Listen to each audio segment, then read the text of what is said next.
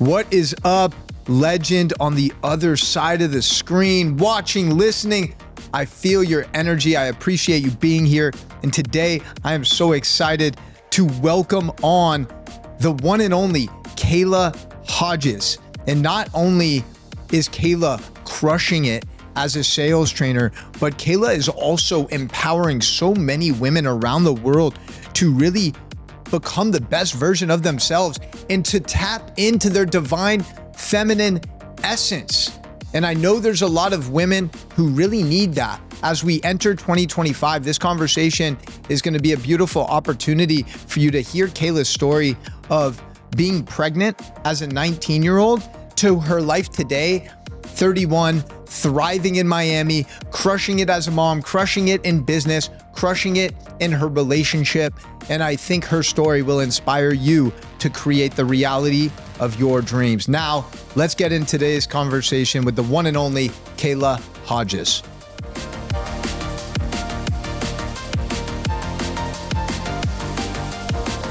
All right, Kayla. Really grateful that you're here. My intention for this podcast is just to connect in a very open, authentic way. And yeah, like cultivate a friendship again. It was really nice seeing you at Date with Destiny. And I'm proud of you for everything you're creating. So thank you, Ben. It's definitely, I see so much changes in you. I like how I told you even before I saw you there, remember I ran into you at Melissa's event. Yeah. I remember. And you were like calm. There was like a calmness about you. And I can tell like when somebody is calm like that, the inner work that they're doing. So I was like, oh shit. I was like, he's on something. This is good, you know? Thank you. Amazing. I love it. Okay, cool. That's an interesting intro. Yeah. Yeah, because that's one of the things I'm learning more and more is I've always been a very passionate and energetic person. Yeah.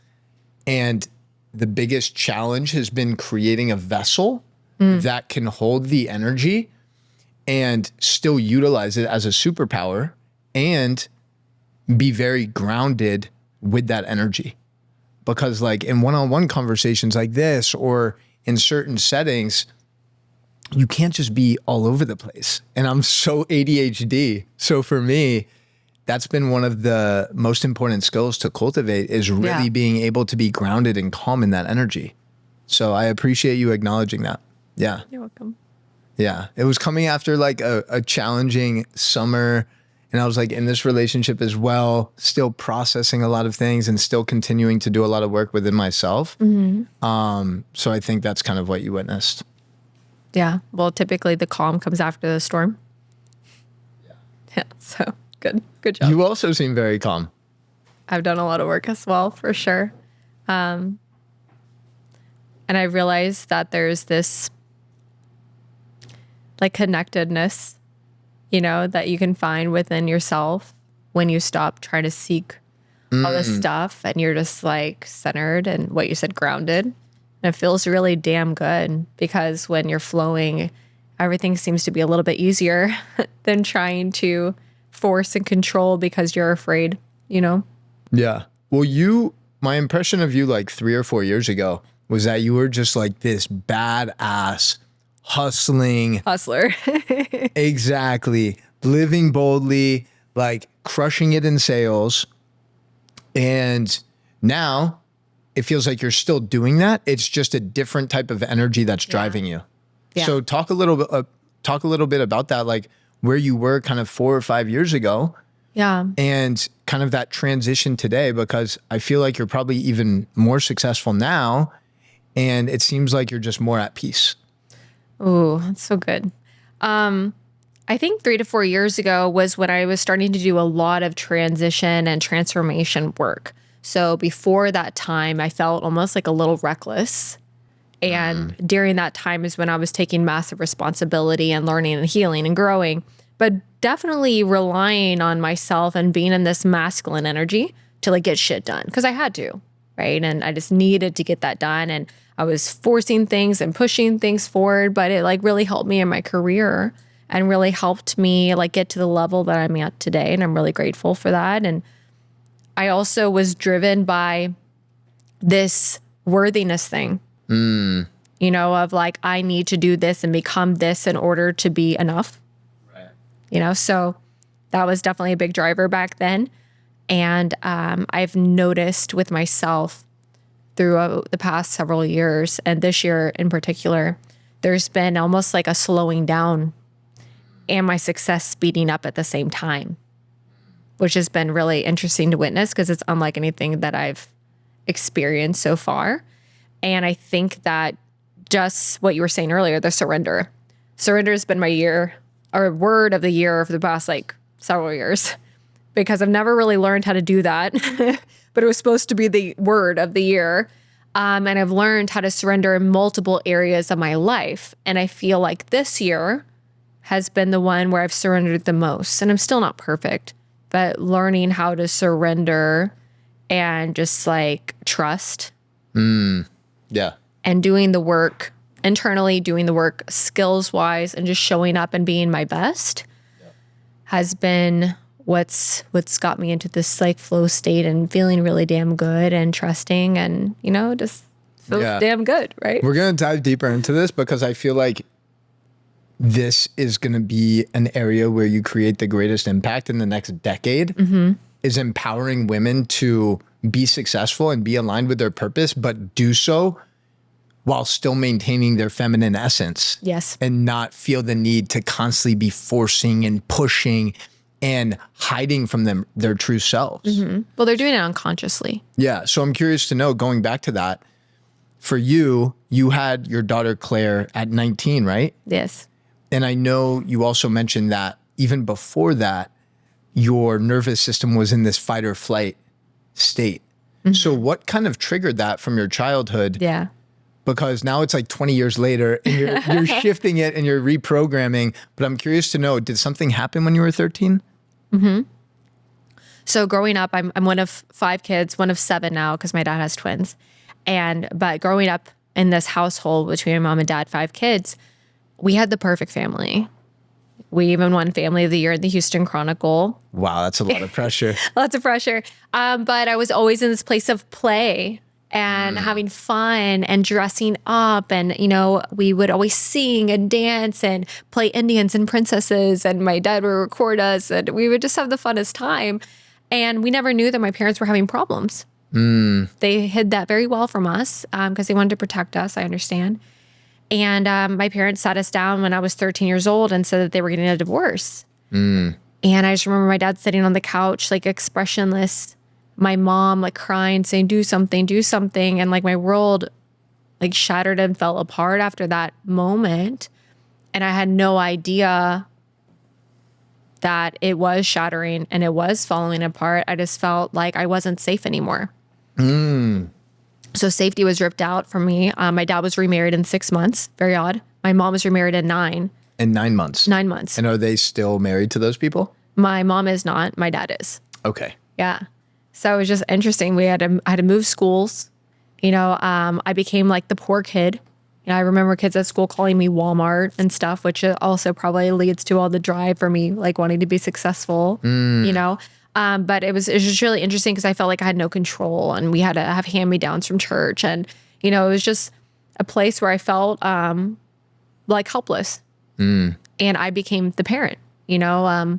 My mom was going through a lot. My mom had to work for the first time. She was always a stay-at-home mom before that moment. And she was now a CPA. And I was helping my brothers and sisters get ready for school and helping them with their homework. And I would run every night and every morning. I was in cross country. And the only thing I could do to get rid of all this built up stress and tension in my body was to run. And I was like almost like anorexic looking because I was just running miles and miles and miles every day because I couldn't do anything but run. That's all I could do.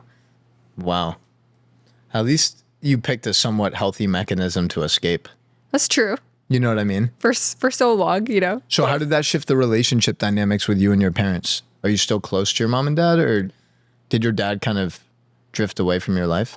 So it's interesting. My dad changed his whole entire life, you know, after that. My dad became a pastor after that, which was really interesting. because, there were so many issues between my parents I didn't know, lots of infidelity, lots of drugs, alcohol. Like, oh, wow. I had no idea about all this stuff. And so he became a completely different person, but he also became like a little like you need to be perfect, to go to heaven kind of thing, which was interesting. So there's like lots of like rules, lots of rules, rules that forced me to get married, rules that forced me to, behave in a certain way. And it was just interesting. Did you get married? I did. I was married when I was 23 years old. Okay. It wasn't my daughter's father. Okay. He and I were together 5 years, and then we broke up with incidences that happened, and I started dating this other guy who wasn't my type at all, but he was like nice to me and a friend, and we worked together, and then we moved in together, and then apparently my house was cursed from God unless we got married. So I got married, and turned out that he was a violent alcoholic and very, very, very mean and horrible. And my daughter and I went through some really rough situations. I almost died. It was really bad. And yeah, so lots of different moments in my life that definitely changed the trajectory of it and made me really fucking strong. And I'm really grateful for those moments, because that little girl, man, myself, like, I'm so proud of her and everything that she's been through to get her to where she is today. Like, so proud. I heard this really crazy stat like a couple of days ago. So I'm learning, do you know Kabbalah? Do you know what Kabbalah Like the frog thing? Or no? No, that's combo. Oh my God. I'm like, No. So what's Kabbalah? Kabbalah is like the ancient teachings of, it's like the Jewish mysticism and spirituality. Okay. But like a lot of people study it who aren't Jewish. Okay. Kabbalah. So Kabbalah. Like Kabbalah. Madonna made it very popular actually in the US. Interesting. So anyways, my teacher for that, he's a very well-known teacher, and he has spoken to over 3,000 people that have been divorced. And he's asked them this one question. He's asked them, at what moment did you know you were going to get divorced? And the craziest part about the answer is that 90% of the people said that they knew they were going to get divorced before they even got married.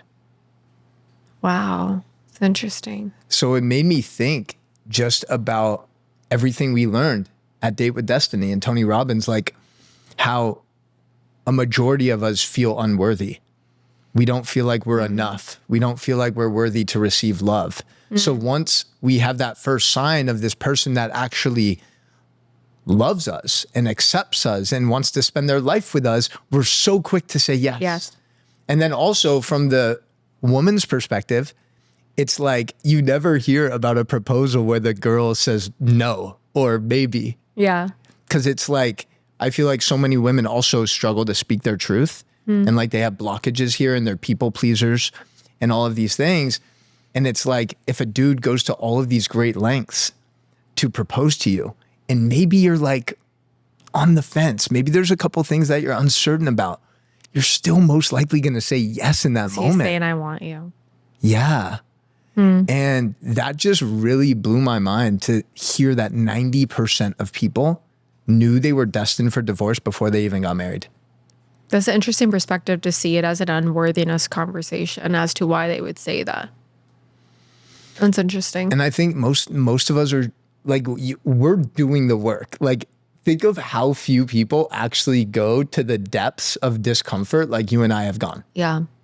Right? Whether it's doing stuff with Tony Robbins, whether it's sitting with ayahuasca, whether it's just sitting with yourself in silence and allowing all of these uncomfortable, negative, recurring, toxic thought patterns and feelings and emotions to come up to the surface. That shit's hard. Yeah. And that's why most people numb themselves and run away from their emotions, because when you actually feel those things, it's so uncomfortable.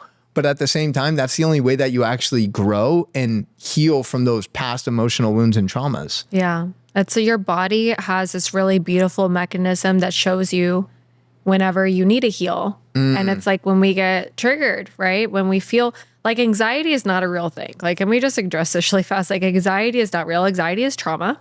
And it's your body saying like, oh my gosh, I need to heal. And then people are like, oh, I have anxiety, and they're taking medication for it. I'm like, no, you just have trauma that you need to heal from. Like, otherwise you wouldn't feel anxious. Right. And so And I'm sorry if that offends anybody, but I'm just like, there's so many ways that our body says like, hey, I don't feel safe, or hey, I don't like where I'm at, or I'm having PTSD from a situation that's happened before. And instead of us like trying to find ways to escape that, right? We could be facing it head on and be like, what do I need right now in order to feel safe? Like, what can I do right now in order to help myself? And there's so many different modalities that you can do to like process trauma and to get it out of your system and get it out of your nervous system and get you back to who you were as a little kid before you went through all this shit. But people are unwilling to do it, just like how you said, because it's so uncomfortable and it sucks and it's not fair, especially if you've been through a lot of shit, because then you're constantly doing shadow work. You're constantly doing the work and it feels like it's never over and you're having to constant face it over and over and over again. And that's really annoying, especially if it comes up over and over throughout the day. Yeah, that's an interesting perspective about anxiety. And please feel free to offend as many people as you want on this podcast. We're totally okay with that. I've been called all the names under the sun. So yeah, it's interesting too. I think oftentimes anxiety is just excitement without our breath. Like if you are feeling those nerves show up, right? And you're feeling those heightened emotions, oftentimes it's actually a good thing. Like the fact that you can actually feel your feelings is something you should be grateful for. And if we can just connect to our breath and get grounded and actually realize that anxiety and excitement trigger the same exact chemicals in the brain. And oftentimes anxiety is we're just like fight or flight, and we don't take the moment to ground to our breath. If you just relax your nervous system, you can oftentimes reprogram yourself to actually be fucking juiced for life. There's a lack of passion in life. Like that's why so many people I think are gravitated towards Tony Robbins. This dude is so fucking passionate and he has this burning fire inside of him at 65 years old. And I think we all have that fire inside of us, except most people have had that fire dimmed and we need to just re-spark it. Yeah. And we have the ability to spark fires in other people, which is the coolest thing, because once you understand that you can and you have that responsibility, right, of doing so, it's really beautiful, because a fire, it can never really truly be extinguished, right? Sometimes it can be hidden, but your fire can never really go out. And once you realize it's in there and you light it up, you ignite fires in other people's hearts without you even realizing that you're doing it, because you're just being who you are at your most authentic self, and it's contagious. That's probably one of the things people are most attracted to you for, right? Yeah. Is your passion. Yeah. Is your excitement for life. Because that shit's magnetic. And that's one of the greatest gifts. If you can actually inspire other people to reignite that fire and that flame within themselves and just remind them like, yo, you have one fucking life. You have a gift to share with the world. You got to light that fucking fire. Let's get after it. Yeah. You know what I mean? What is the process? I'm curious to know, when you were 19 and you give birth to Claire. Yes. Like, what was your mindset? Were you like, oh shit, what am I going to do? Or was there a moment where it turned from fear to excitement and gratitude? And then, 12 years later, I want to talk about kind of the intervention in the moment that happened at Date with Destiny, because that was just so fucking emotional. Yeah. I can only imagine what it was like for you.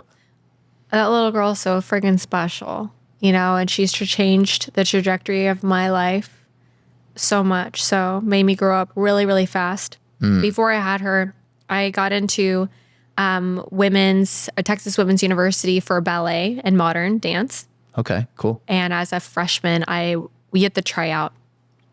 I was accepted into junior level classes. So I was trying out to be part of Alvin Ailey Contemporary Ballet was the ballet company that I wanted to try out for. I wanted to be in. So I wanted to be a ballerina. Like that's what I wanted to do. And before I had her, I was severely bulimic and anorexic. Oh, wow. And then I was pregnant with her. And she healed my bulimia because I couldn't throw up my food anymore because I knew it would hurt her. My mom had 5 miscarriages before me, 19 in total. So in a moment, I'm like, what if this is my only chance to have a baby? I'm like, I'm going to have this baby. And I was so depressed because my body was changing and I had so many issues around my body. Wow. You know, so it was really interesting. I gained 68 pounds with her because like I just would eat, you know, and nothing fit. And it was really, really hard. I was so young, so confused on what I wanted to do. You know, my dad's a pastor, so I like felt like this like guilt from like, you know, having a baby out of wedlock or whatever. And it was just hard, you know, and I'm in a little college town. My apartment was only like $600 a month. You know what I mean? So crazy. You know, now my rent's like almost $6,000. Like, Hey, you know, let's so crazy. go. You 10x that shit. 10x, let's go. But there was just like this like fear, you know, of like not doing it right and all this stuff, and having her so young and just so like confused, and it didn't feel real until I held her. Like even being pregnant, like didn't feel real. I'm like, something's moving inside of me. It's weird. And then like holding her and looking at her eyes. And I just like have this moment where I was singing her this song, Midnight Moonlight by Reba McEntire. And I learned this lullaby like on YouTube so I could sing this song to her. She still has me sing this to her today. And I was just looking at her so precious, you know, and just crying. It was like, oh my God, you know, my little human. And she just grew up being this beautiful mirror for myself of all the different ways that I got to learn to grow up. And I've royally fucked up as a mom. And I'm like, there's so many times where I wish I could go back and change things and be better in different parts and be less selfish, you know, because she came into my life as a teenager. You know, I didn't even know who I was yet. And so now growing up and being in a place now, 12 years later, she's just grown so much. And she's learned so much from me, and she's gone through her own trials and tribulations as well. And me trying to reflect back to her and help her, you know, it's just really cool. I'm just really proud. Yeah, it's really dope.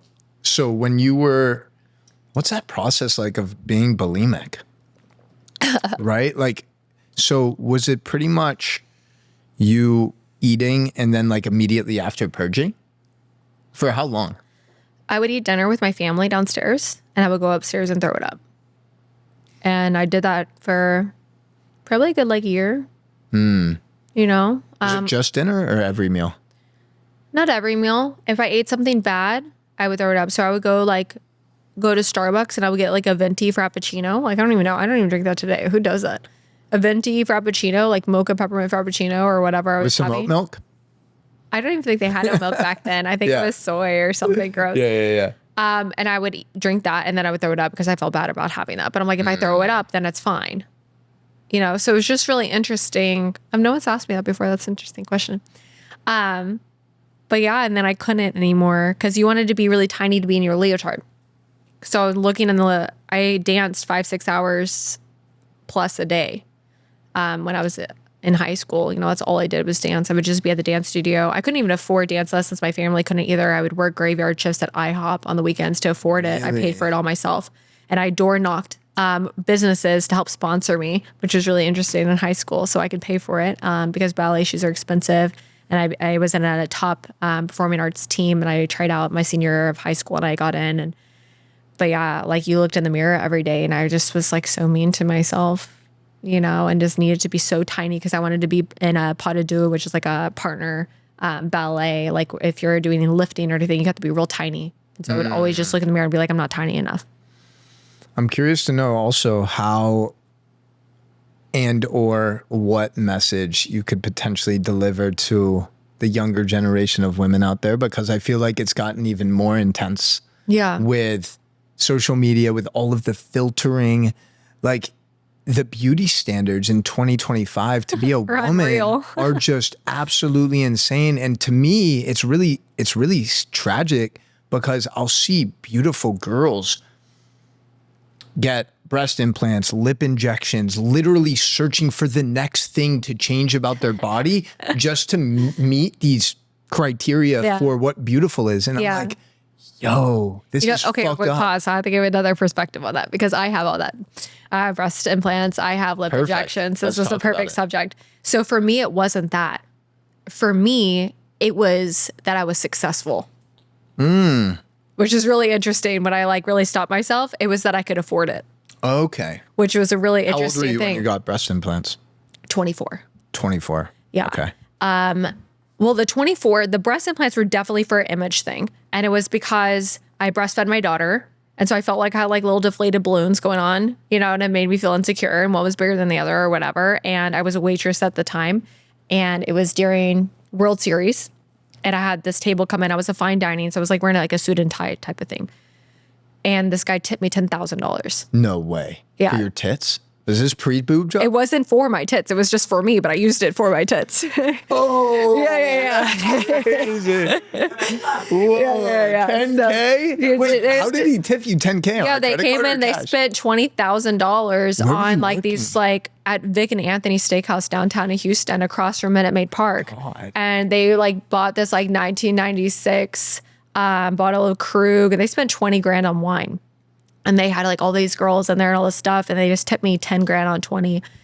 And I was like, fuck it. And then my boyfriend at the time, his brother was a plastic surgeon. Oh, wow. Perfect. So I was like, perfect, right? The stars are aligning. Yeah, stars are aligned, right? And they walked in, they were like, do you need a credit care plan? I was like, I'm paying cash. Ooh, he tipped you in cash 10K? Well, the company, the restaurant had to give it to me in a check. You know what I mean? And But yeah, I paid. I was like, yeah. I felt so cool. I felt like on cloud nine. I was like, this is meant for me. But the lip injections and all that stuff. Well, let's actually finish on the breast implant. So is that, and let me just say, my former partner had breast implants. So like I have zero judgment. I'm just curious. Do you have any regrets for them? Or like, do you ever think you would get an explant or probably not? I would probably get them again. Like if I have another baby and then we're breastfed, I would get them done again. And I'd probably go like a size larger. Really? Yeah. Okay. I love them. And I think that there's nothing wrong to enhance your body. Like for myself, like if I can do something to make myself feel better, like I'm going to do it. Just like I'm going to go to the gym. I'm going to eat healthy because I like the way it makes my body look. I'm going to take a mass gainer because I want to get my butt bigger. Like I'm going to wait. Say that again? Like a mass gainer. What's a mass gainer? Like protein like a powder. protein thing. Yeah. Okay, but you wouldn't do do the ass implant shit, right? No, I don't think I would. No, because I can work for that. Exactly. But I can't work for bigger boobs. So, you know. The ass implant thing is just something like I've seen a couple, it's called a BBL, right? Yeah. Like anytime I've seen it in person, it just looks fucking weird. Like I just don't, you know what I'm saying? Like breast implants, like I get it. Like it can look hot for sure. But like BBL, it just looks so disproportionate. And like you said, you can work your glutes in the gym. Yeah, I could work it. Yeah. Okay. But we're in a place where like it's easier to not have to do all that stuff, you know? But again, like to each your own, right? If you can just pay for it and you don't want to go work for it, then like, hey, like do you, boo. For sure. Right? Okay. So you wanted to talk about the lip injections. Well, the lip injections, yeah. I like definitely get stuff in my face. Like I get Sculptra, I get Botox, I get my lips filled, you know, and I fucking love it. I love it. Well, it doesn't look like I wouldn't know if you didn't mention anything. Oh, well, I like looking young. I like looking refreshed. And they're coming out with all this cool stuff now, like Sculptra, like puts like collagen into your skin to where it rebuilds and stuff. And I get like microneedling and things. But for me, I think on a subconscious level, it's that I can afford it. And it makes me feel like proud of myself or something on a subconscious level. It's not necessarily like I need to look better. Well, partially, I guess it is. But I think that's what it is. If I'm going to be really honest with myself, I think it's like a success thing that I'm still working through. Okay, cool. Appreciate you sharing. I do believe from most girls I've talked to who have gotten breast implants, usually it's like earlier in your life, like teens, early 20s, and it's coming from a place of insecurity. Yeah. Well, people are mean to you. What's that? People are mean to you. Yeah, it's kind of fucked up, but have you heard the Itty Bitty Titty Committee songs and stuff like that? Boys would tease you. I've heard always that's had boy a thing. teasing me. I'm not gonna lie, like 34Bs have always been like my preferred size. I'm just saying, like, there's just something so cute about them, and it's like, don't get me wrong, I can ride and roll with anything, but I'm just saying, like, there's something cute about like 34Bs. Anyways, random tangent for this conversation, but what I was gonna say is, actually, a lot of the girls I know, a few of my friends have gotten explants like 10 years later because there are some potential studies and research talking about like health repercussions I've heard of that them. stuff. And it's really what's sad for interesting the to girls that go consider through that. what's interesting to consider, and I feel like you're a pretty heart open person, but it is like a direct portal to your heart. Like your breast, your chest is like your heart's right there. So potentially creating separation could energetically create some blockages. Potentially. Yeah, if that perception would serve you. If it doesn't, then you can let it go. Exactly. It's just a story. It's just a narrative. But I think these conversations are healthy to have. Yeah, it's just interesting. I'm not closed off. I'm open to talk about whatever. And I think that so many of us, we get so like, oh, this is taboo or whatever. I'm like, this is life, and we all make decisions at different stages of our life that serve us at that moment. Yeah. And it's okay. And if something is going to hurt your body and you are having issues, and there's a lot of girls that are having issues with stuff and you want to remove it, then like power to you. And the people that want it, power to them. At the end of the day, are you happy with you? Yeah. That's the question. Because if you're not, then there's some stuff that we got to work on. And something outside of you is not going to make you happy. That's it. You know? It's like people who take a vacation. Yeah. And they're like hoping that the vacation solves all their problems. You know what I'm saying? Yes. And then they return back and it's like, fuck, they're already booking their next vacation. Yeah. It's like you can go anywhere in the world, as beautiful as it's going to be, but if you don't actually work on the intrinsic aspects, you're always going to be escaping and trying to numb yourself. Yes. Yeah. No, I think that's really cool. And the last 4 years going from your transformation and tapping more into like this feminine surrender energy. Okay. I'm curious to know how this has impacted your leadership in building your team. Because it seems like you're doing probably better than ever. And you probably have more free time now because you're building teams and you're stepping into your leadership. What do you feel like has been the biggest shift in you as a leader the last couple of years? When I'm in my feminine space, I can be really creative. And coming from a place of play and love and creativity is more exciting than shit, we got to get this done. This needs to get done. You need to get this done. You need to get this done. You need to get this done. If I can come from a place of collaboration, I'm like, hey, ladies, like we have this really exciting event on the 25th of January. This is what I want to do. This is what I want to create. What are your ideas? What would be cool? Let's all create it. And there's this place where we can be, a little bit more open versus being rigid. Now, one thing that it's hurt me with that I found is that sometimes like I'll go into my feminine and then I want to be soft. And if you notice the consciousness levels, like I'm like in my yellow now. And then sometimes I drop into my green where I'm like, it's okay, guys. Everything's fine, blah, blah, blah. When I really need to be like, hey, this shit's not okay. I need to get this done. I need to drop into that when I need to. Yeah. So I think it's interesting play. But yeah, creativity, fun, being in your senses and being in a place where you can be present. That's okay. The presence thing is the most important. I love when Sage was on stage and she was talking about like once an hour to like just drop in with yourself and breathe and feel. Yeah. Because I need to implement that more. I have a ritual at the end of my day every day to drop back into my femininity because I need to be in my masculine to get some things done. But I just don't want to stay there. What's the ritual? Candles everywhere. So many candles. Like how many? I have at least like 3 or 4 in my room, probably 3 or 4 in every room, and I just light them all. And sometimes my daughter will light them for me. And I like getting in like just different clothes, and I wanted to dim the lights, always dim the lights. My Jeremy, who always freak out because like he'll turn on the lights. I'm like, the lights have to be off. I want them dimmed and I want all the candles on. And just like I like everything smelling good and feeling good and want to just like reset before, I transition into being like mom and, girlfriend mode, Yeah. What do you think is the biggest thing that the masculine can do to help women like yourself feel safe surrendering into their feminine? Being present. Like, I can't tell you how much it means to us.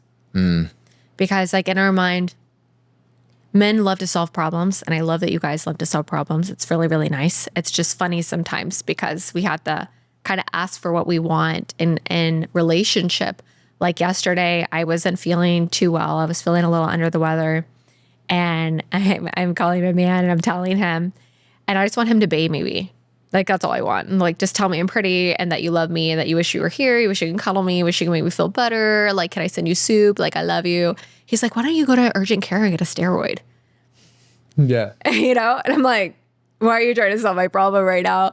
Just tell me it's going to be okay and just listen. And if we feel like there's like chaos and there's all this stuff going on in our world and we come to you, even if it feels like we're attacking you, because sometimes we just like have a lot of stuff going on in our brain and we're like, oh my God.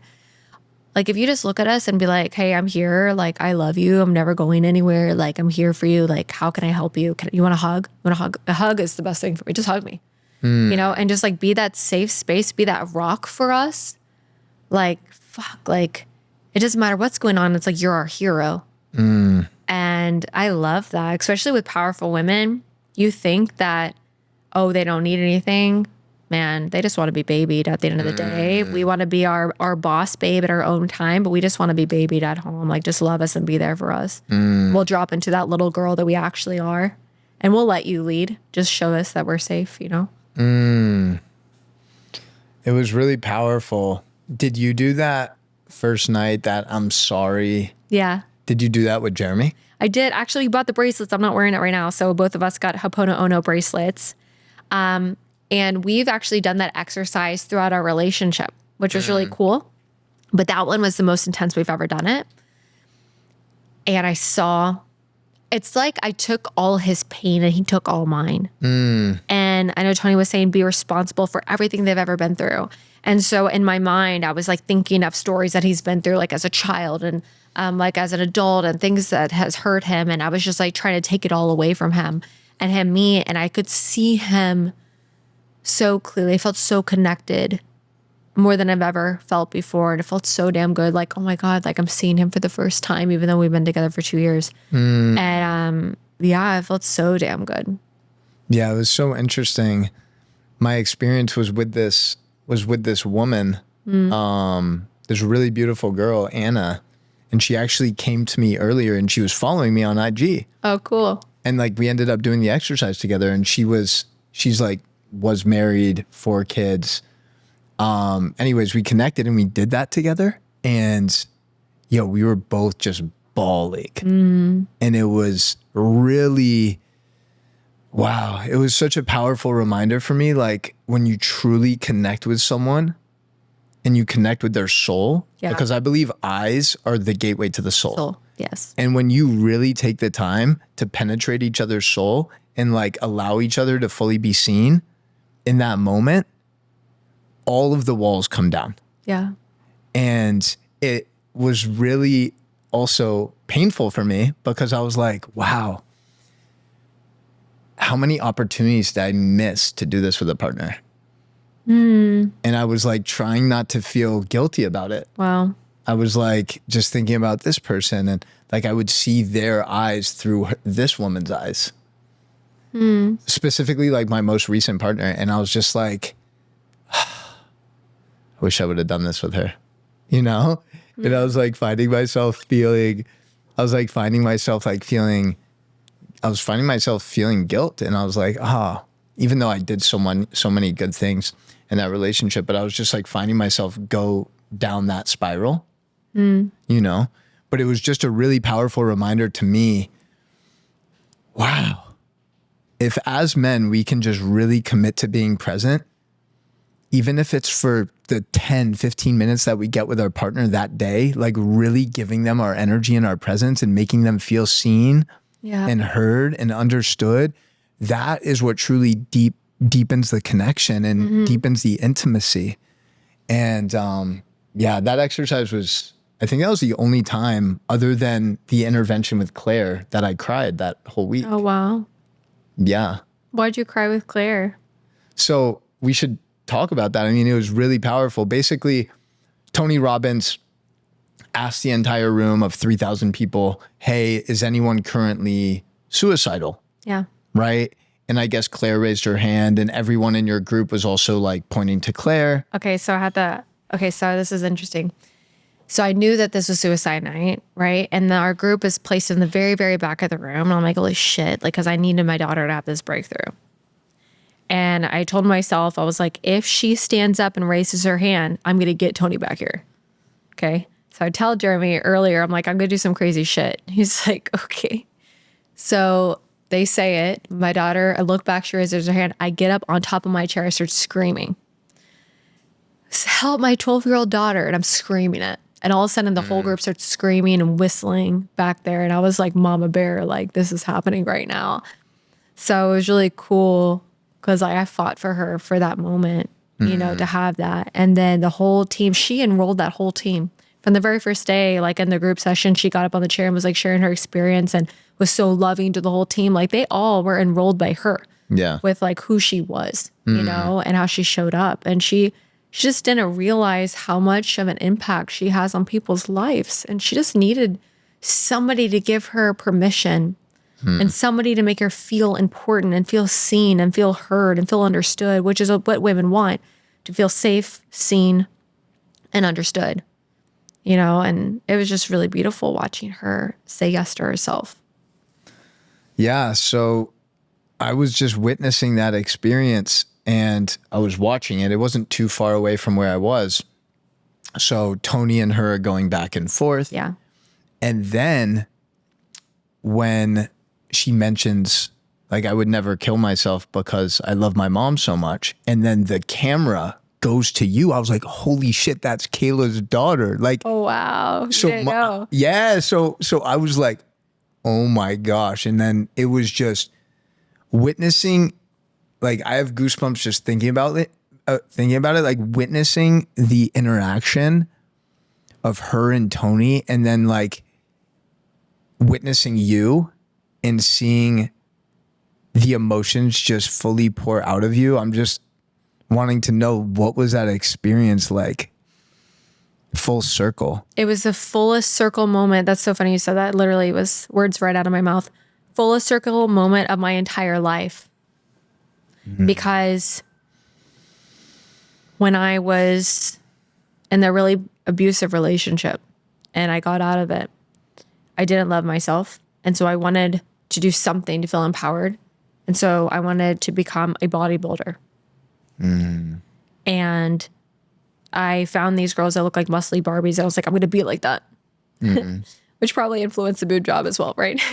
And I went to a gym and I was like, can I please look like this? And the guy looked me up and down. It was like, it's going to take you over a year to even get close. And I won my first competition in 9 months. And every day I was on a Stairmaster for 45 minutes a day. And I was listening to motivational stuff. And I didn't know it was Tony Robbins, but I was listening to a mixture of motivational people and he was in that mix. Okay. You know, and so I would always listen to that. And I had a friend that recommended Tony Robbins, so I started listening to his stuff. I'm like, oh shit, this is the same guy. And I started wanting to do all this healing stuff. And I wrote out this blog. I told you the story before, but I wrote out this blog talking about all the shit that my family went through called Embracing Your Inner Badass. And I posted online. My family was very upset. And a client of mine, because I was a personal trainer at the time, she picked it up, sent it to her friend who was on the board of the Lamborghini Festival in Houston. And they found me. They're like, who is this girl? We want her to be our spokesmodel for this event. And I became the spokesmodel for this event. So there's 30,000 people there. And the night before, there's a private airplane hangar event with all these Lamborghinis and private jets and all this stuff. And I'm super out of place. And I'm going there and I'm the spokesmodel for this event. And there's this guy there who has a McLaren. And a rain events happened where like a model walked off with somebody's keys and I needed to get back to my car. And I got a ride in the McLaren back to my car. And him and I were conversing back and forth. It was a really deep conversation. I'm like, who is this guy? And the next day at the event, I find out that that guy knows Tony Robbins personally. And I'm like, how the hell do you know Tony Robbins? I asked him that night, like 10 p.m. at night. And he's like, who told you that? And I told him. He said, well, my mentor was Jim Rohn. And Jim Rohn was also Tony Robbins' mentor. I'm like, how the hell do you get a mentor like this? At the time, I'm still a waitress, working full time. I'm in school for biochemistry, molecular biology, pre-med, had a 4.0. I was working my ass off and I was a personal trainer and I had Claire and I was a single mom. And he asked me, are you serious? And I said, yes. And he said, if you go home and you listen to The Challenge to Succeed by Jim Rohn 10 times, I will have a conversation with you. And I went home that night. I spent $40 on the last of a Discover credit card, maxed it out to buy this thing and listened to this 8-hour seminar. I messaged him the next day. I'm like, 1 down, 9 to go. And he's like, are you serious? I'm like, yes. And he meets me at a coffee shop that Friday. And I'm in this coffee shop crying my eyes out, telling him all the reasons why I could not be successful. I'm like, my parents divorced. They never asked me about my homework. I never got into a good school. My parents have no money. I had a baby as a teenager. I got married. My husband tried to kill me, like was in a really bad relationship, all this stuff. And I'm like crying all these reasons why I couldn't be. And he said, I want you to come work for me. And I'm going to teach you every single thing that I know, but you have to drop everything. And I did. On Friday, I quit my job. I quit school. I quit my business. And I started at my very first sales job that Monday and B2B sales. And was in that for 2 years. COVID happened. I spent all the money that I made and was lost. I was crewing then because I was crewing on Tony Robbins' team because I went to his events, started crewing. Wow. Who was this guy in the McLaren? Yeah, he was a mentor of mine that, a long time ago, okay. But I don't say his name, but I just people you'd be surprised at like who can really inspire your life and help you. You'd be so surprised, and I also learned later in life that sometimes you have mentors that like kind of disappoint you, and that's okay. And you get to be in a place where like you get to appreciate what they did for you and you move forward, and you're really happy with like how they helped you in your life and you don't look at the bad and you just appreciate the good. So that's kind of why for that. But Tony Robbins has been in my life this whole time, and I was in this moment where I'm crewing this virtual event, his very first virtual event. I'm looking around at my little apartment in Houston and I had a sports car and I like had no more money in the bank. I spent all my credit cards. I'm like, I don't know how to manage money. I'm like, fuck, this is not my life. And there was a course that would teach me how to sell something online. And I was like, I need to do this. It was $12,000. I was behind my rent by $756. My first down payment for the program would have been $3,000. I'm like, fuck it. I sold my bed. I sold Claire's bed. We slept on the ground that night. I sold my blender, shoes, my only designer bag that I had at the time, a bottle of Le Labo Santal 33 perfume, my blender, a freaking mirror, my desk. I sold everything that I owned. I raised $4,200 in 36 hours. I paid my rent. I paid for the down payment of the program. I packed up my little Audi TTS and we drove from Houston to Miami, knowing no one, got an Airbnb room, and I locked myself in an Airbnb room for 30 days going through this program because I didn't think I could afford the next payment. Wow. Got my first client for like $10,000, got my first condo here in Miami, my first apartment, and that was 5 years ago. That's crazy. And now I'm looking at my daughter, I'm gonna cry, but like I'm looking at her and every single sacrifice that I made to this moment, every single thing that I did trying to help her. And it was full circle. I'm looking at her and I got her there. I got her ticket there and she's having this breakthrough moment from like decisions I made when I was 24, and it all came full circle. Like every single thing I ever wanted, I wanted it so bad. I was willing to do the work and I was willing to make the sacrifices, willing to feed her and not me sometimes, and worked my ass off.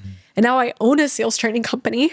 I'm about to get married to the best sales trainer in the world, and he has the largest sales training company in America. But I started my first sales job, like from fucking Tony Robbins. And now he's like helping my daughter give her permission to live and have an extraordinary life and change the trajectory of her life. And I'm just like, fuck, like this is God, like how amazing this alignment. And it just felt really good. So. Wow.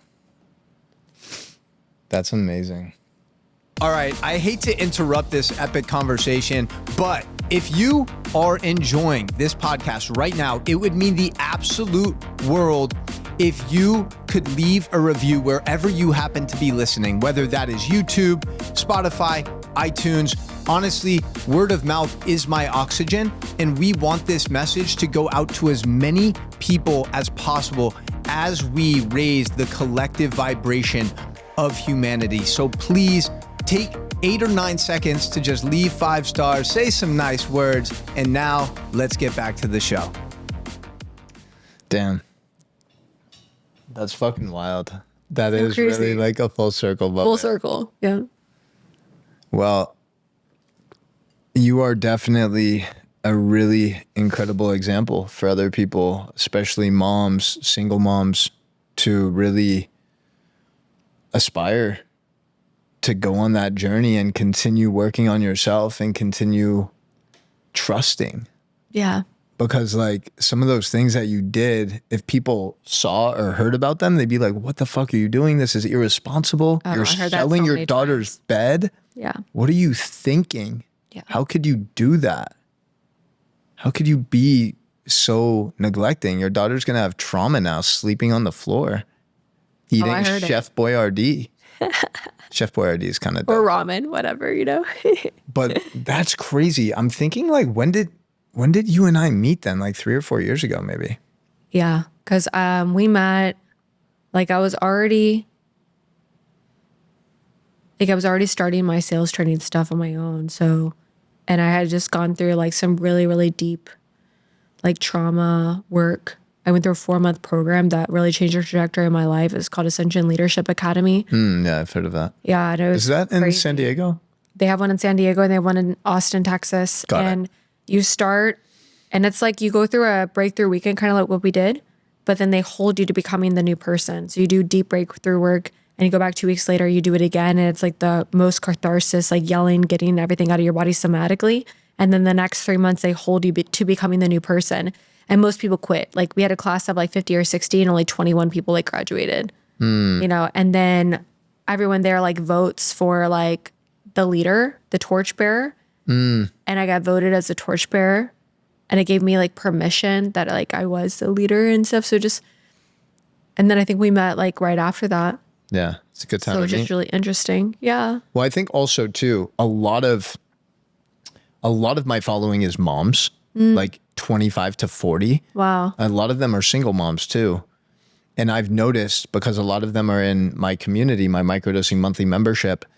And one of the common threads that I see is so many of these moms suffer with mom guilt. Like this idea that they're never doing enough for their child. And oftentimes they're giving every ounce of energy and love that they have, but they're neglecting themselves. They're not pouring into themselves. They're neglecting their health. They're disconnected from their purpose. And I think one of the beautiful things about microdosing and the stuff that we've done in our community is actually giving permission to them to prioritize themselves. Fill up your cup first, because when you do that, you're actually going to be able to give your children more love, more presence. You're going to be able to be the best version of themselves. And kids learn best by observing and watching. So this whole time, this whole process of Claire witnessing you in this journey, doing the inner work, prioritizing your fitness, Yeah. right? Giving up certain vices. She's having her program wired to believe like, oh, wow, this is how I want to live my life. I want to do these other healthy practices like my mom is. Yeah. And I think oftentimes, I'm not a parent yet, but I think a lot of times parents forget that. Like presence and really just embodying the values that you want your kids to adopt is the most powerful way to really show up. So the presence thing, that's really interesting, because sometimes the mom guilt shows up and you think that you're overcoming the mom guilt by working to provide, especially as a single mom. And that wasn't the best thing for my daughter. Sometimes I thought it was, but it wasn't. You know, and going back, like looking at times when a girl really just needed me to be sitting on the ground with her and like listening to her. And I was so worried about closing the next deal to make sure that she was taken care of, so that I could like feel good about myself that I'm providing for her. Yeah, you know, and so I think mom guilt shows up in different ways. At the end of the day, the presence thing, like your kid just needs you to be there and listen, you know, and sometimes it's hard. We have a million things going on, but those little kids, they grow up, you know, and you don't realize that they grow up so fast. And sometimes they don't want to cuddle with you anymore, and they don't want you to hug them anymore and tell them it's going to be okay. You know, my daughter, she's so lovey-dovey. She's really sweet. So she's like off and on with it. But they grow up, so being present is really, really important. And the microdosing, I think it's interesting that you brought that up, because when I was in school for biochem, I took Adderall, and I found Adderall for the first time. And I was doing that a lot, especially like beginning of my sales days. And the one thing that got me off of Adderall was a microdosing session, or however, a cycle. Is that what it's called? Yeah. It was 1 or 2 cycles that I did, maybe 2, that got me off of that. And I do a lot of trauma work.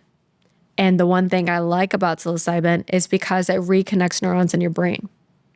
So let's say as a child, you have one neuron to another neuron, and you have a really complicated pathway in your brain going to connect it, right? When you go through trauma, your brain, instead of going through this really complicated pathway, it takes a shortcut. And so one thing that psilocybin does is reconnect those neurons and those pathways. So I think that's really interesting.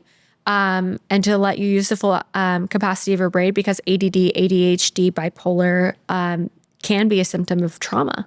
Right? And not necessarily that and I don't know, I think there's so many different studies. I think there's also a lot of shit in our food and stuff these days that are causing some of these things to happen. But just having a willingness to look in and be hey, what can I do to get better? And what can I do to be more present with my kid? And if you're taking care of yourself and you're putting things in your body that make you feel better, and you're healing yourself, whatever you choose to do, I'm not recommending or not recommending or recommending this, but it definitely helped me. And I think it helped me be a better mom and helped me love myself more, for sure. That's awesome. I'm glad to hear that. I didn't know you tried a legit microdosing protocol. If you ever want support, I got you. And maybe if you have a community of moms, we can support them too.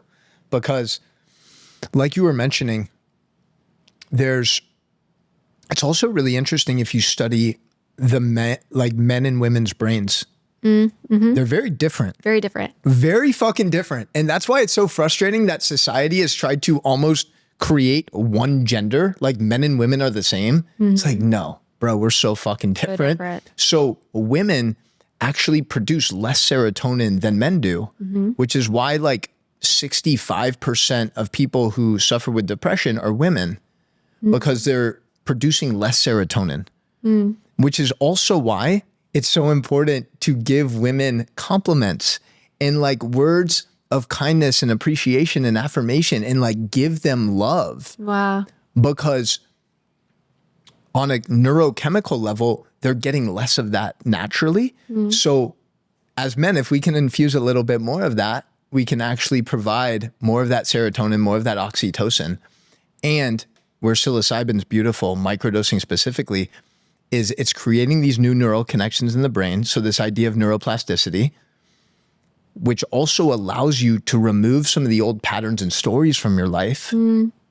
And it helps reduce blood flow to the amygdala part of your brain. So we were talking about anxiety before. Most people who struggle with anxiety have overactive amygdalas. They're constantly in this fight or flight state. So if we actually reduce activity to that area of the brain, it enables you to be more present and more at peace. And that's why microdosing is so magical when you do it with intention, because it's actually shifting the way your brain is functioning, and it's helping you remove some of these stories and narratives that no longer serve you. So that's probably why you experience some of the benefits. Yeah, I think as well, as women, our hormones change weekly. And people don't realize that. Every single week, my hormones change. It's not once a month. Every single week. Men, you have consistent testosterone, right? Women, we're experiencing estrogen, progesterone, testosterone. During the week of our ovulation, we have a spike in testosterone. Yeah. We have all this energy. We can do so much more stuff, right? And then they are constantly fluctuating each week, right? And so it's just you have to give yourself some freaking grace, because I can't perform the way a man can. You're not supposed to. And I'm not supposed to. And yet, but how do I accomplish what I need to accomplish? So here's been my secret, because before I would have these moments where I felt fucking exhausted. I'm like working. I had to take care of Claire, and so I'm pushing, making things happen. So am I masculine energy all day long. For Friday, Saturday, I'm like depleted. I'm laying in bed. I'm exhausted for the weekend. She wants to play and I can't.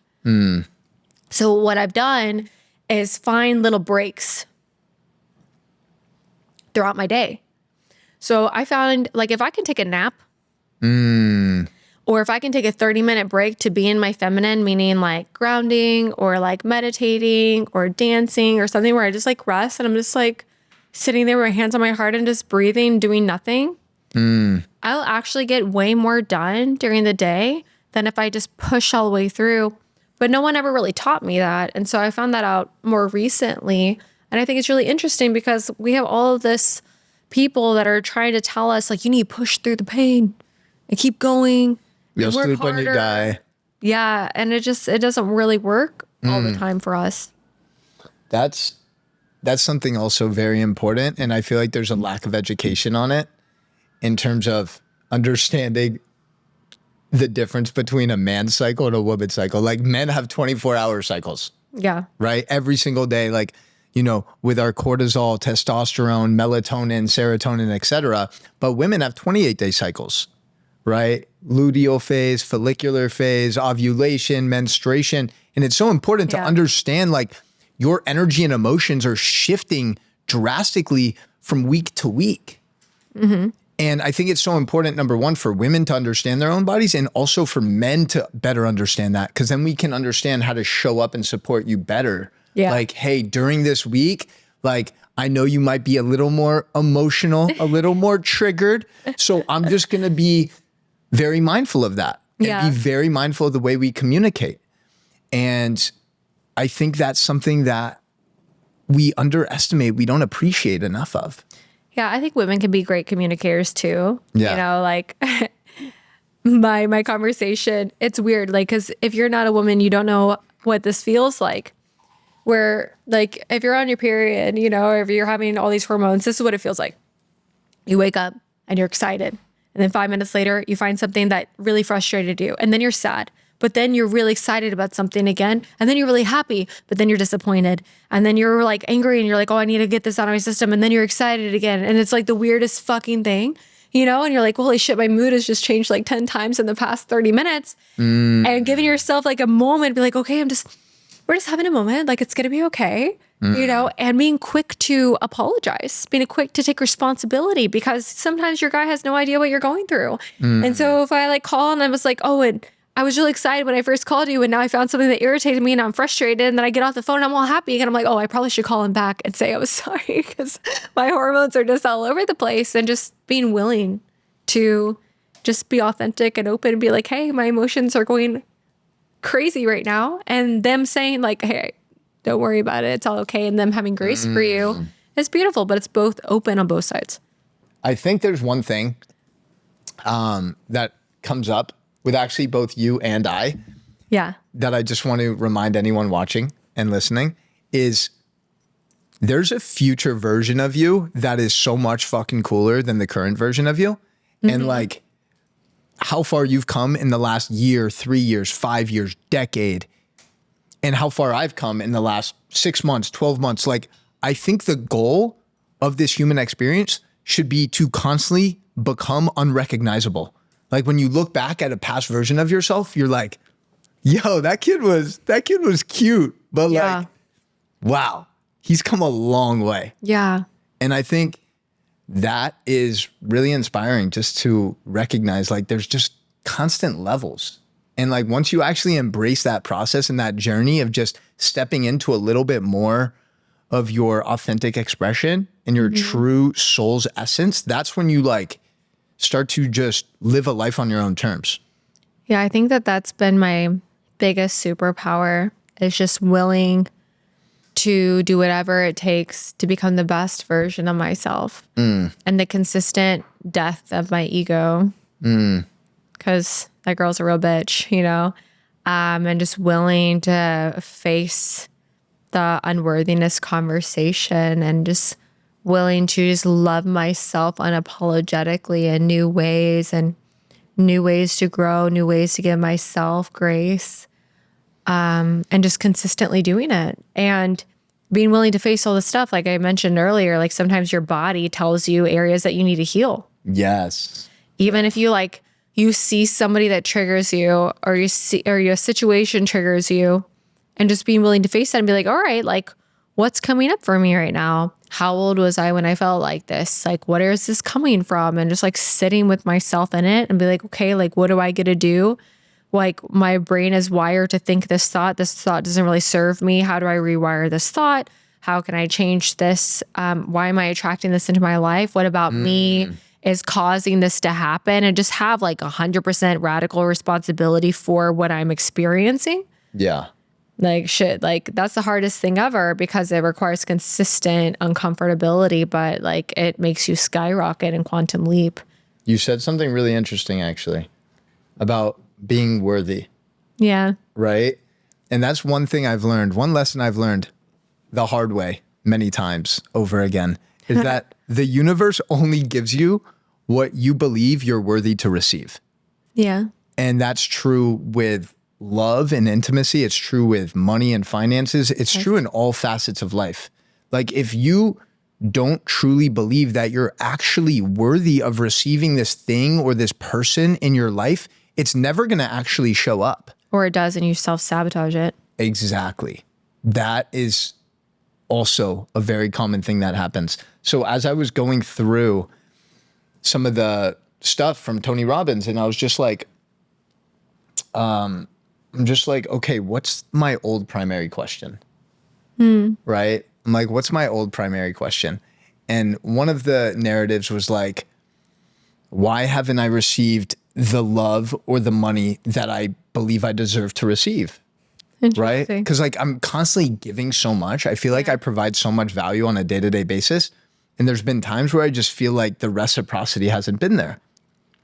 Right? That's interesting. So then it forced me to go deeper. And I was like, why are you giving? And so then I went to like my core values. And I was like, okay, success and my core needs of not contribution, what is it? Significance, right? But I have such a big heart and I just want to help people, truly. And I found myself, oh no, there's still areas where I'm doing something for validation from other people. And then I just kept peeling the layers back of like, where is this stemming from? Where is this coming from? Because I believe like my mindset is like, I want to find the root cause of all of the inefficiencies or insecurities in my own life, because then I can actually fix them in the long term. And not only that, then I can help other people fix their shit. But I have to be willing to do the deeper work myself. And if I'm not willing to do it, then I'm not going to really truly be able to help other people on their journey. I'd just be a fucking fraud. So that's why I'm doing all this work constantly, because if I actually want to embody what it means to, you know, help other people and really be a servant leader and a vessel of love and light, then I actually have to be willing to go through the pain myself. So what I was realizing is that I have this deep fear of abandonment that stems from when I was like 13 years old and my brother was 18 and he went down a path of drugs and alcohol and I didn't really have a relationship with him for the next 15 years or so. Wow. And I had this story that I was unworthy of love, that anyone I got too close to would just leave me. Yeah. So then I was continuing to peel back and I'm like, okay, this fear of abandonment that I have, how is it impacting my relationships in every other aspect of life? Well, because I have this fear of abandonment, it caused me to be a people pleaser. Because like I wanted to be liked so you wouldn't leave me, right? But then because I wasn't really speaking my truth authentically, I would accumulate resentment because like I felt I was getting taken advantage of, right? So it's like all of these layers and stories. Yeah. So it also led me to like settle in certain areas of life because I didn't believe I was worthy to receive this thing. Because if I'm not willing to receive, if I'm not worthy to receive the love from my own brother, then who am I worthy to receive love from? And so the reason I'm sharing this with you is because this is like all of the shit that I'm kind of like unpacking and removing and releasing. Yeah. And I feel like genuinely I'm able to look back. I'm getting to a place where I can pretty much look back at all of these past events and experiences from my life that caused me a lot of pain. And I'm able to genuinely be grateful for them and see how each one of them played a part in getting me to where I am right now, which I'm really fucking grateful for, because I feel like that's a good place to be. Yeah, everything's happening for you. You sometimes don't realize that in the moment. Yeah. Especially if you know that it's happening for you and then some shit happens. You're like, why is this happening for me? This really sucks. But it really does. And I really resonate with the abandonment thing, because that's my top like away from is abandonment. And the same thing in relationship, I would overcompensate to try to be perfect. Yeah, perfectionism. Right? For my guy, like whatever he wanted to do, whoever he wanted me to be for him. I went through that a lot because I didn't want, and then I would like, if I felt drift, and then I would latch on and then be like this needy version of myself. And like, that's not the best version of me at all. Like I'm super powerful and free and fun and loving, and my heart like wide open. Like I have the biggest heart. And then if I see anything that like scared me, like old version of myself would be like, oh, what's going on? Like, fuck. It's like that kind of like that anxious attachment style. Anxious attachment. And my boyfriend is avoidant attachment, which is horrible, because at the first part of our relationship, there'd be something wrong and I would try to talk to him and he had to go to work. He's like, we can talk about this later. And then the rest of my day I was devastated because I couldn't do anything all day because I'm just thinking, I'm like, something's wrong. And so we've really learned so many ways to communicate with each other and support each other and love each other. And I think in a relationship, you have to know your partner's triggers. And when they have their triggers come up, you're responsible for their triggers because they are a mirror of you. And so once you realize it's not your shit, my shit, it's our shit together, because we're one and we're doing this thing called life and we're a team and I'm responsible for the whole thing and he's responsible for the whole thing. That way, if he gets triggered, I know how to hold space. If I get triggered, he knows how to hold space. If we both get triggered, the only thing we can do is walk away. So we have this rule that's called timeout. So we both get triggered, we call it timeout, and we give a time frame so that I don't get triggered because I'm anxious attachment, right? So like, hey, timeout, I need 5 minutes. And then you come back in the 5 minutes, and your priority in that 5 minutes is to self-regulate and calm down your nervous system by yourself. Because it's not their responsibility to calm you down. It's your responsibility. And then you come back and have a conversation. But we learned so much about this. And like a relationship is hard work. Having a healthy body is hard work. Having a lot of money and the dedication, hard work. They're all skills. And you have to learn that skill to be really good in relationship, because that's why most people don't have a great, amazing one. It's not just, doesn't just happen. It's dedication, hard work, and learning about each other, because again, our brains are different. We think differently. And you have to understand, like when you said earlier about like Tony Robbins, like what men need versus what women need. Women, right? We mentioned earlier the seen, understood, and safe. Men, it's to not be controlled, right? To not be closed off. And what was the third one? Criticized, not controlled, not closed. I think it's honestly, I think that, well, I know like the deepest wound for the masculine is just not being enough. Yeah. And it's really interesting, especially in a place like Miami. I'll just use one of my best friends as an example. This dude is literally the best looking human I've ever met. Super fucking successful. Also just an amazing guy. Like he literally crosses off all the boxes, total package, literally. And even him, like we have conversations, and even him sometimes gets insecure about the relationship with his girl, and they have a great relationship dynamic, but he's like, I know that there's guys in Miami who could offer her more like material shit. Like, and it's that fear of like not being enough in some way that I think the masculine doesn't really talk about, but feels deeply. Interesting. And it's one of those things that I think we just need to have the conversation about, because why and this is something that came up during Tony Robbins, and I pretty much noticed it with every man that I've talked to, all of my clients. It's like most type A men are very ambitious. They're mission driven. They want to be successful. They want to create an impact in the world, which is amazing. And what is driving that ambition? Yeah. Oftentimes it's chasing the worthiness of receiving love. Yes. Whether it's from your parents who didn't give you the love that you craved in the past, or from a woman. And that fuel can take you far, but ultimately it's not sustainable. If you're constantly chasing things to receive that love, you're going to exhaust yourself, and you're never ultimately going to feel worthy, because you're never, ever going to feel fully enough, because there's always going to be someone who has more than you, whether it's Elon Musk or Joe Rogan. Like someone's going to be able to offer more than you can in some capacity. And I think that's one of the beautiful things about Miami, and one of the challenging things if you're not ready for it is like, there's so much happening. There's so much abundance, and people get so caught up in the material world here. And you can use that as motivation and fuel for just being a better version of yourself. But if you get into that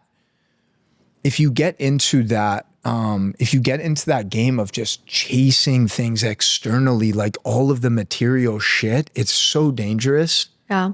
You know? I've seen a lot of guys lose themselves here, a lot. And when I, 4 or 5 years ago when I moved here and I was single, it's so interesting how men will approach you and talk about all the things that they own. And what I've noticed is that the more you talk about what you have, the more you don't. Like one thing that really impressed me about like my boyfriend Jeremy is like when I first met him, he didn't do that. Like I didn't know how much real estate he had and how everything that she had until like 4 or 5 months into after dating him. Like after we were already boyfriend and girlfriend, not even after I first met him, which was, almost like probably like 8 months later. Yeah. So it was really interesting, like seeing that conversation of like, I need to prove to you that I'm enough. And then I've seen guys that come and move here, and people that move here, even like sales reps that are trying to fit in, and they're going out and they're spending money that they don't have. And then they end up having to leave. And that was a lot of warning that I got when I first moved here, and was like, hey, if you get caught up on it, like people can't handle Miami. Yeah. And you just have to find your people and your scene. Exactly. Exactly. It's so true. Like Miami has this narrative that it's this super superficial city, and it's all about materialistic shit. And it can be if you're attracting that energy. Like whatever you want to get out of Miami, you can get it. If you want to be like popping bottles on a Tuesday night and like hitting up the strip club and making it rain, you can definitely find that. Yeah. If you want to be super tapped into your health, wellness, and spirituality, we have full moon circles. We have like exactly. We have an abundance of just like yoga, parks, beaches, nature, whatever it is. Like you will attract whatever you're looking for. And I'm curious, as like an attractive woman, when you were single here, like, did you, I don't want to say fall into the trap, because if I'm, I did. But if I'm putting myself in the shoes of like a 24, 25-year-old pretty girl in Miami, and there's just a dude like offering me opportunities for nice dinners, going out on the boat, bottle service, I'm probably going to say yes to those things. You'd be very surprised. Very surprised. I went to a lunch date with somebody, 5 years ago, and they put $1,000 in my purse.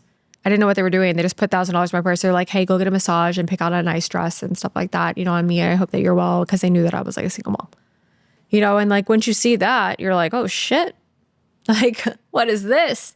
You're not even expecting it. And so it's really interesting because you fall into the trap of everything. And there was a good 6 months. So it was during COVID.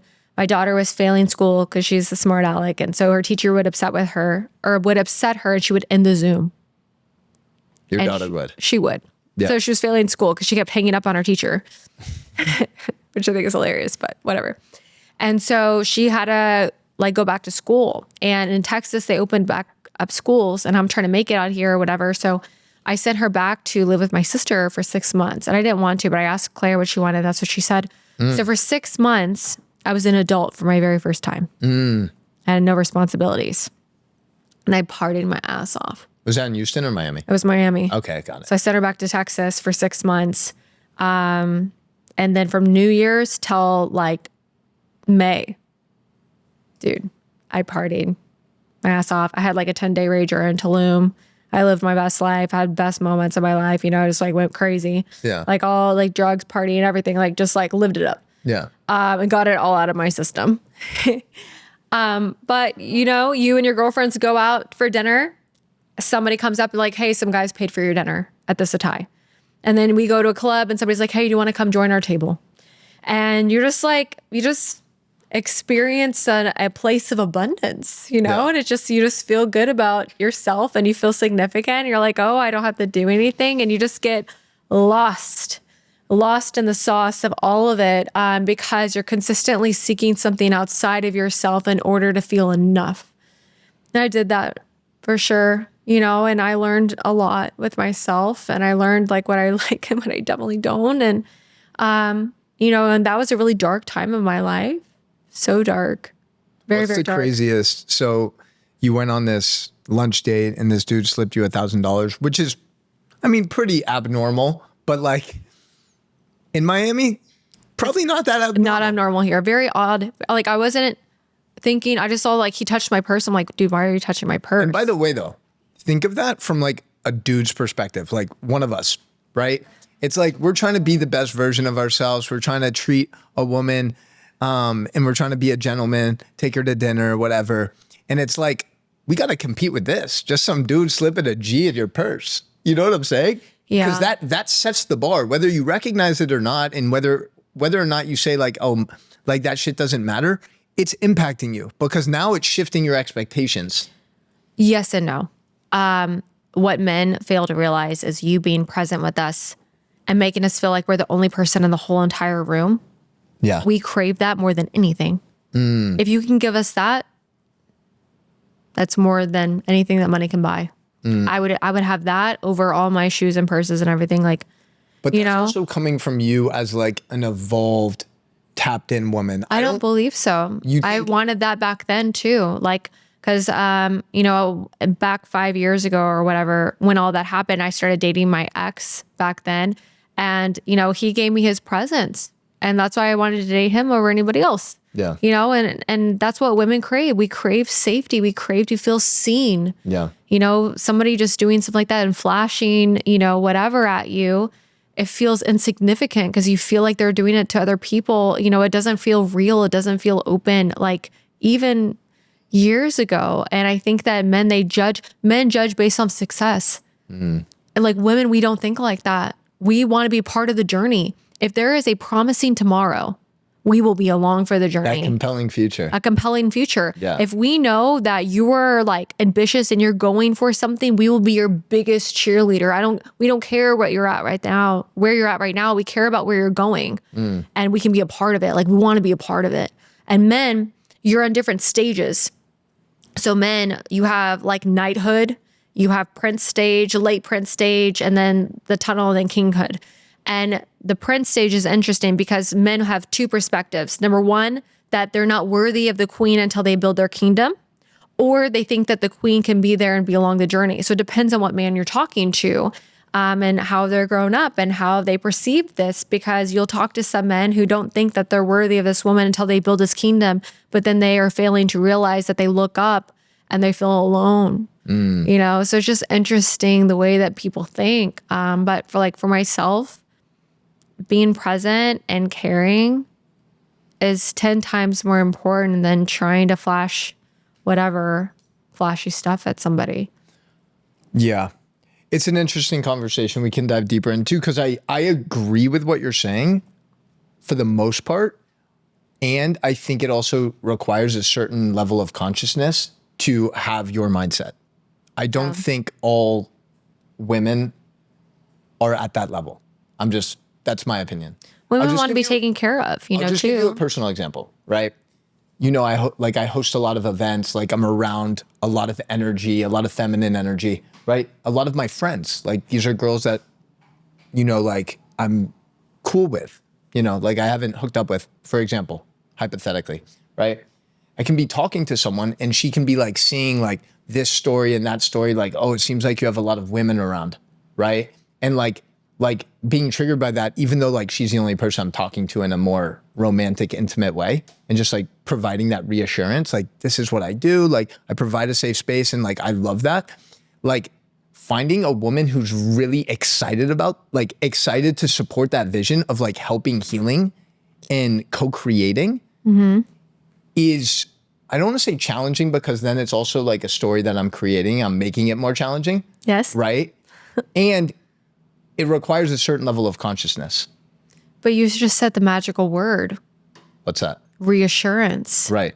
But if that reassurance has been provided like multiple times. So this is really funny that I'm about to get some coaching from Kayla. Okay, yes. I'm not criticizing. I hope that's okay because I learned that sometimes when I'm coaching it comes off as criticizing. This is your hallucination. Yeah. The reassurance, the antidote to the nervousness, the antidote to the anxiety, to the trigger is reassurance. The reassurance will go as many times as necessary in order for that wound to be closed. If you reassure, it's like you're constantly like healing the wound. And then if you complain that you've reassured too many times, it opens the wound again. So you have to reassure over and over and over and over and over and over and over and over and over and over and over and over again until the wound is completely closed. And then we still want more reassurance. Okay. And that's the healing part, because what you guys don't realize is like, we have this wound that's so deep and it's from our childhood and all this stuff has happened and we really want to close it. And all we need for you to do is tell us that we're safe and that you're not going to go anywhere and you're not going to hurt us.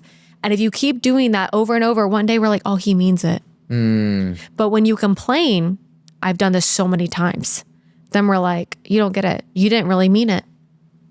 It was disingenuine. Oh, he's complaining about the fact because we love the reassurance. Reassurance is like, it's like a high that we crave, that safety for you. And you're continuously telling us that we're safe. Like, we love it. It's not a burden. It's like the best. It's like giving us flowers or giving us a present. When you just reassure, I know it's hard and I know sometimes it's annoying, but we fucking love it. If I could be reassured all day long, I would pick that over designer shoes, and I love designer shoes. I like your J's. Thanks. Okay, well, that's something to reconsider. But there's also, I guess there's, at the end of the day too, I realized core values, right? It was like success, growth at the start. Yeah. And then when I really took time to sit with it, it was like love was number one. Yeah. Because I really just crave love and intimacy. And sometimes I don't allow myself to fully receive it. Why is that? Maybe because in some cases, I don't think I'm worthy to receive it. Maybe in other cases, I feel like, I don't know, maybe there's parts of me that are scared to be fully seen. Maybe there's the fear of not being enough. Like, can I fully provide everything that this person needs? Yeah, I don't know. There's just, are you familiar? We'll talk about some Kabbalah stuff after this podcast. Cause like, it's also stuff that it's the old, I love that Tony talked about that story when he was 39 and he just flew all of these girls to his island in Fiji, like one after another. Yeah. I love the honesty. Yes. And I feel like you were sharing, there's that, I think like that's a big internal battle that a lot of men have. Yeah. Especially when you like start to become more successful and you get more attention and you have more options. It's like, okay, do I want to allow myself to experience this abundance and all of these opportunities and this variety? Or do I really just want to fucking get dialed in and focus and really just call in my committed partner? Yeah. I think it's hard, being a woman that's experienced partners that want something outside of you and feeling not enough and feeling like I try to do everything to love this person and they didn't even see it. It's a different perspective, because sometimes you miss what's right in front of you. Because there's been partners, that I've had in my life that I've loved with everything inside of me, where I love them more than I love myself, which was probably the problem. And it still wasn't enough.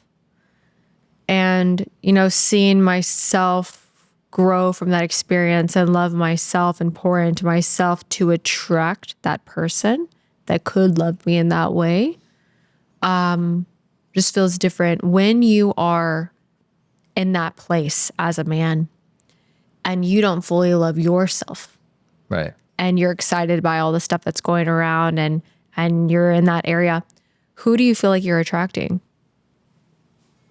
Because are you attracting a woman that's fully full of love and she is that woman? Or are you attracting a bunch of broken girls and you guys are like feeling that void within each other? That's the difference. Because like you're not going to attract somebody that is like a vibrational match. Yeah, you can't attract the person that you're wanting to bring in if you're not full, and I also think that you heal and the other person heals and then you come together and you heal even more. Right? So there's just so much that's like unpacked there. And I can understand it's hard, especially when you all of a sudden get attention and you feel enough and you feel seen and it feels good, which is why like women, like we have to have tools in our tool belt to help our men.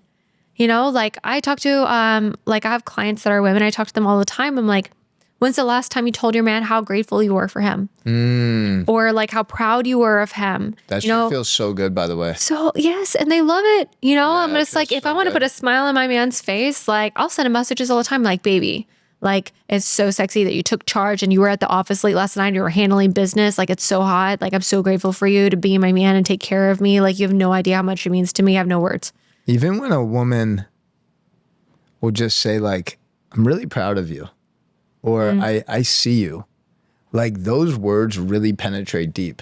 Not just for me, but I think for a lot of men, just to feel like that acknowledgement and appreciation, because most men would honestly do anything for the woman that they love. Yeah. And to just feel that level of gratitude and reciprocity is like the best feeling, not coming from a place of like, I need your external validation, right? Yeah. But coming from a place of like, thank you for seeing me. Yeah. And you'd be surprised at like, once you're in a place of loving, right? Loving is not the reciprocity. When you love somebody and you truly love them, it's like pouring out without expecting anything in return. Now, here's the caveat. If you don't love yourself in this way, then you're going to be at a place where you feel empty. You have to pour into yourself first. So I have to be in a place where my cup is full, like you were talking about earlier. My cup is so full to where it has an overflow and I'm pouring from the overflow. But I'm also loving in such a way where I'm pouring my heart out, not expecting anything in return, just because I want to see that person smile, just because I want to make a difference, just because I want to fill their cup. And then you'd be surprised at like how they show up for you and how they do things for you. And then it just plays off of each other because you're both filling up your own cup and then you're pouring to that person and you're intentional with it. Yeah, like the same thing what you're talking about with like men feeling proud and like women saying that to them. Like that's how we feel when you make us feel safe, or when you go out of your way and figuring out what each other's love language is. Like mine is like gifts and physical touch. Like my man could be so busy and be on his phone and working and have his hand on my hand or be on a phone call, have his hand on my hand. Like I'm good. I'm not worried about what's going on. And I had to learn that, right? Like, oh, I'm still important because your hand's still here. So weird. But learning each other and being willing to do what you have to do in order for this person to feel good. Because that's what a relationship is. Like you guys are growing together and honoring each other. And like you can be so good with yourself and the other person just enhances the experience. Yeah. Because there's that expression that oftentimes gets used, right? It's like, this person is my better half, right? And it always kind of irked me because it's like, okay, you're saying that your partner is your better half, But a relationship shouldn't be two halves. It should be two wholes coming together to just amplify and expand. Yes. Right? And take shit to a whole different level that you couldn't reach by yourself. So that whole expression of you complete me or you're my better half. Yeah. Always kind of confused me. I think the intention is sweet. I don't think it was supposed to be like saying that you're less than whole, but that's kind of an implication of it. What have we not talked about that you really want to touch on? Like we haven't even really talked about like you're fucking crushing it, sales, your social media is growing, your message, your authenticity. I feel like all of these things as you continue working on yourself are also growing and expanding. Yeah. So like what is feeling most connected to you that we haven't touched on? I'm just excited for this next chapter of my life and my family. Like that's what I'm most excited about. You know, like I've always wanted to be at a certain level of success, but I think it was because I wanted to feel like I wasn't being controlled by anything and I wanted to feel free. So I feel free. Like, you know, I can go anywhere or buy what I want. I feel grateful for that. I just love making an impact in people's lives. And I'm excited about this next chapter of like having a family. You know, I haven't had a family since I was 13 years old. And so like thinking about like Jeremy and I coming together as a unit, and our kids, you know, coming together. I love Jeremy's kids so much. And I'm just excited about that and like this union and like what we're creating together, because it doesn't feel like I need this next step to be worthy. It doesn't feel like that. It feels like every single day is just so exciting. And I'm just so excited to be in it. And I'm present. I'm like, hell yeah, it feels good. And he's doing his thing and I'm doing my thing and we're doing things together. And I'm just so excited about it. And I'm grateful for the mission, you know, to change millions of people's lives. And I was on my call with my sales girls this morning, and we do this thing on Thursdays where we acknowledge each other. And so we honor another woman, and they're like, all these women are crying in the call being acknowledged. It was just so beautiful. And, you know, and there was a woman that acknowledged me at the end, and then I was crying, and she was saying, she was like, thank you for doing the work so that you can show up for us like the way you do. And like, that's what this is all about, you know? And I just feel really grateful. Like there's not anything to brag about. Like I feel better than how I've ever done before. I feel like the little girl in me would be doing anything to be in the shoes that I am in today. And, but I don't care about that. Like I'm going to cry again, dear God. It's the first time in my life that I don't care. You know, I've always wanted this. You know, I've always wanted to have a certain amount of my bank account, or to have nice shoes, or nice car, and nice bags, and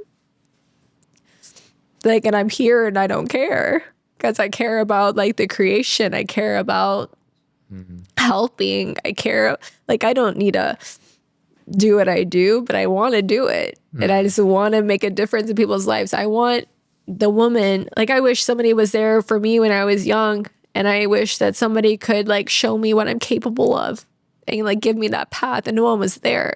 And so I really want to really change this way the women that perceive themselves, and really give them permission to step into what's possible for them, because it's so possible, and give them the skills and also the internal work at the same time, so they fucking believe in themselves and make money for their family, but also pay attention to their family, because that's what it's about. And yeah, I'm just in a place, I feel so grateful, and I feel so abundant and so alive, and stop comparing myself to others. And I'm just like, you know what, like everyone's on their own path, and God, like anyone that bothers me, I'm just like, all right, Lord, bless them, you know, and like help me see the best version of them, and them see the best version of me, and like, let's just move forward. And I just feel good. I don't know. That's amazing. I'm really happy to hear that. What do you think, going back to your childhood, you know, the 12, the 13-year-old version of yourself that was really struggling, your parents got divorced, you started to have an eating disorder, and, you know, you were in a dark place as a young girl. What do you think the 13-year-old Kayla would say if she saw you right now in this moment? So when I was 12 years old, I remember this moment where I came to my mom. I was bawling my eyes out. And I said I didn't want to do it. And I don't want to do it, Mom. And I remember this because my mom was like, what the hell is wrong? Like mom's like, what's going on? My mom would never cuss, but she's like, what's wrong? What's wrong? And I'm like, I don't want to do it. I don't want to do it. Because I knew at 12 years old where I was going. And I like had this revelation. I was always really connected to God as a kid. And I had all these crazy experiences as a kid. We can talk at a later time, but I knew what I was going to accomplish as a woman at 12. And I knew all the hardships that I was going to have to go through. And I knew it. And I feel like right now I'm on the other side of all that shit. And like my darkest things have come out. Like, and I've been so dedicated to like working through all this stuff. And so I knew all this was going to happen. But there's been lots of dark times in my life. 13, party stage Kayla, unworthy Kayla, wanting to be enough Kayla, scared Kayla, afraid Kayla, brokenhearted Kayla. Like there's so many little moments of this feeling so broken and alone and sad and helpless. And like I'm so fucking proud of me and willing to push forward no matter fucking what because of the vision that I've had for my life since I was 12. Wow. And I know what I'm going to accomplish in this world. And it's not about a significant thing. It's about a purpose thing. It's like I'm destined for so many things. And that's why I'm like so willing to continuously like kill the ego part of myself and show up because I know what I'm supposed to do. And I'm just really proud of that little girl. And I'm proud of myself right now. And I'm just willing to continuously fillet myself open and look at all the parts of me that don't serve me and just continue to work on it because I know I'm supposed to do so many things. Damn, that's a long message from your 12-year-old self. Yeah. Crazy. She's a very intuitive girl. Yes. Kind of like, it's kind of crazy that I appreciate you sharing that, by the way. Thank you. It's interesting, like the parallels between you and Claire, that all of that is happening when she was 12. Yes. You know, and it's really interesting. I'm sure there's a lot more to dive deeper into that as well and just seeing the parallel paths. But honestly, man, wow, what a blessing, and I know you're super grateful to have her as your daughter. So grateful. But truly, and I know she would nod her head when she hears this, like she's so fortunate and blessed to have you as her mom, truly. Thank you. Yeah. And I think you've provided her such a powerful opportunity to just grow and have this beautiful life where she gets to experience these different cities and different ways of living. And she's been able to witness your path. You've been able to witness hers. And it's just beautiful that you guys have been able to be a mirror for each other. Yeah. And be each other's teacher through the process. Yeah. And I'm really inspired, honestly, by just connecting with you and hearing about your journey. And it's really beautiful to see how far you've come in such a short period of time. And this is just the beginning. Yeah. Like that's the cool part is like, it's just the fucking beginning. This is going to go live like 2025. We're starting the new year. And I feel like this conversation is going to help so many people shift their mindset and overcome different limiting beliefs that are showing up. So I feel really good about your path. I feel good about the path I'm on as well. And I feel even better after this conversation. Is there anything else that you'd like to share that we didn't touch on? No, just for whoever's like listening to this, I think that sometimes we underestimate what we're capable of.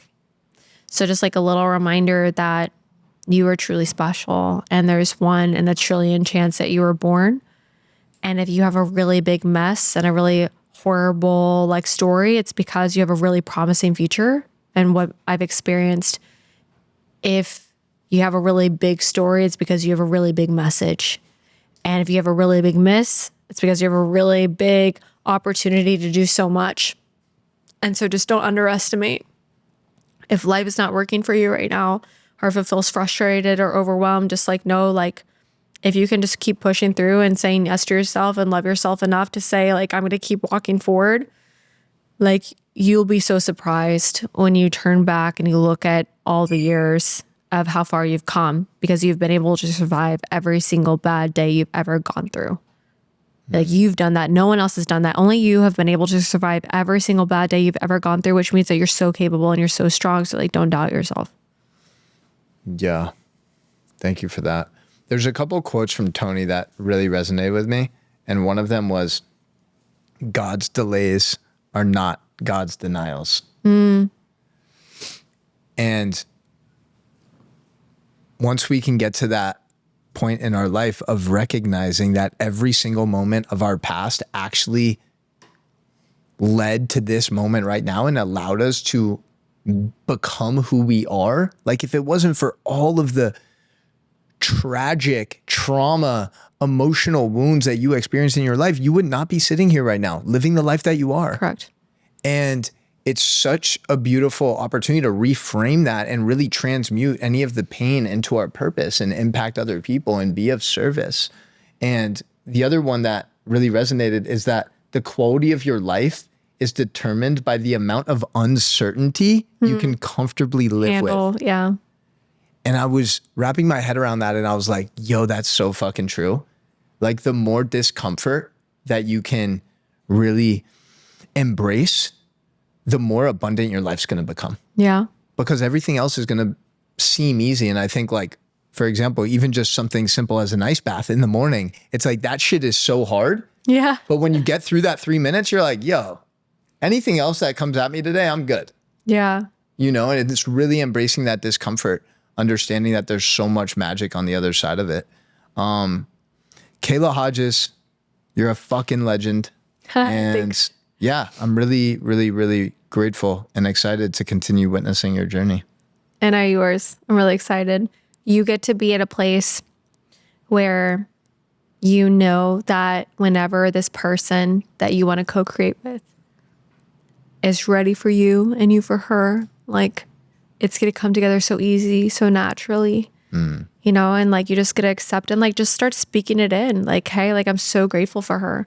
You know, even before I met my Jeremy, like, I went to bed every night, I was crying because I was just like, I have all this love, I want to give it to somebody, you know, and I just started praying for them, like, hey, that they would find me and just blessing them with where they're at. And you probably have your woman praying for you right now. And you don't even know. Like, just be grateful for that. Hey, she's probably out there praying for me, you know, and just be in a place where, like, when it's ready, like, you won't miss it. That's a beautiful reminder. Thank you for that. You're welcome. I'll say that prayer tonight. Do it before you go to bed. Thank you so much. She's coming. It's going to be great. Amazing. Kayla Hodges, everyone. Thank you for listening. You're a fucking legend. And yeah, much love, everybody. Peace. You did it. You made it to the end of the podcast. I am so proud of you for pursuing this path of becoming the best version of yourself. Now, if this episode provided you value, then all I ask is that you share it with a friend and check out some of our other episodes, because my mission is to really bring you the best people in the world so you can become the most elevated version of yourself. So thank you so much for tuning in, and I can't wait to see you next time.